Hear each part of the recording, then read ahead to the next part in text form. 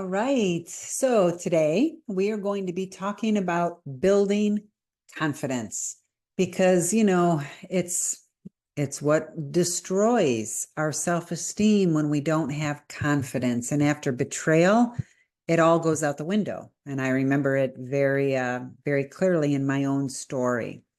So I thought this is a good time to talk about what is confidence? How do we build confidence, especially after betrayal? But this would apply to anybody who wants to become more confident. Okay. So we have to understand what confidence is. Confidence is basically a belief, right? It's a belief that I am good at something, right? If I say I'm a great public speaker, then I have confidence in that. I have a belief about myself when it comes to building confidence, or I'm sorry, when it comes to public speaking.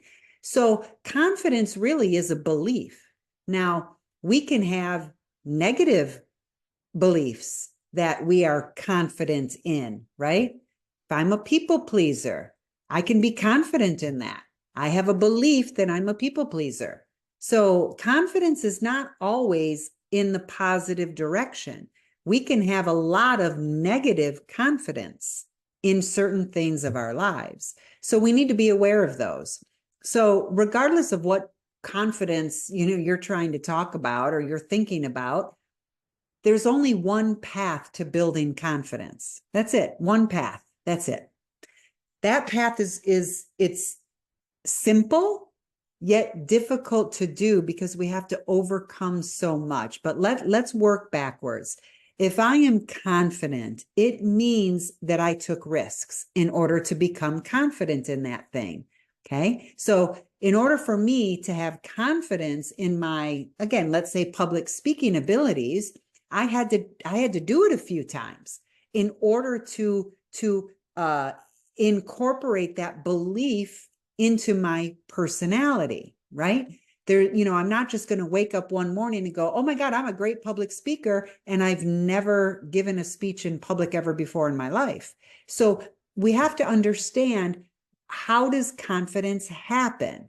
So confidence happens by taking risks. That's it.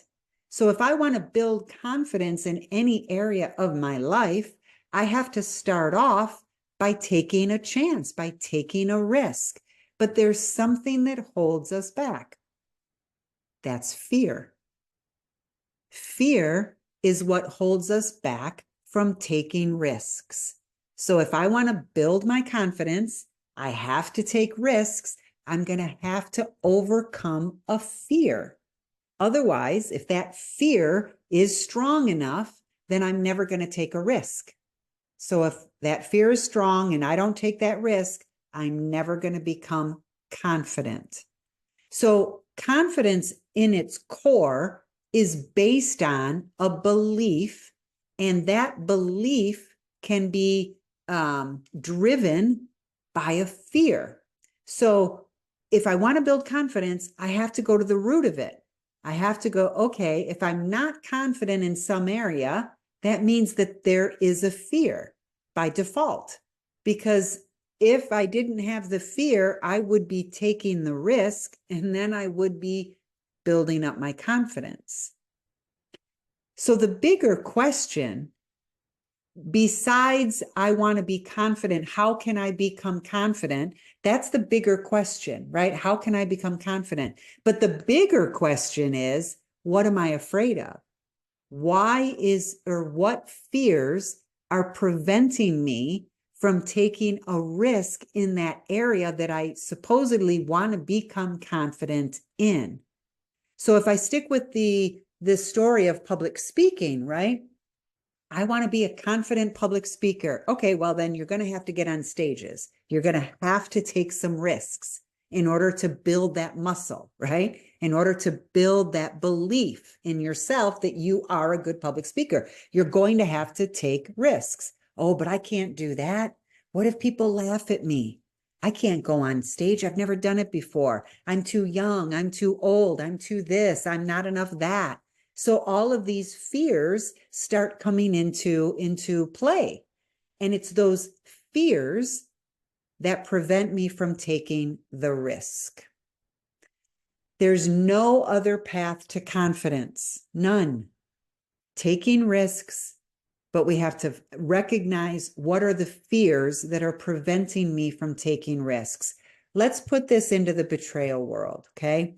And the most common situation, I guess, or example maybe that I use when I'm talking about building confidence after betrayal is through boundaries.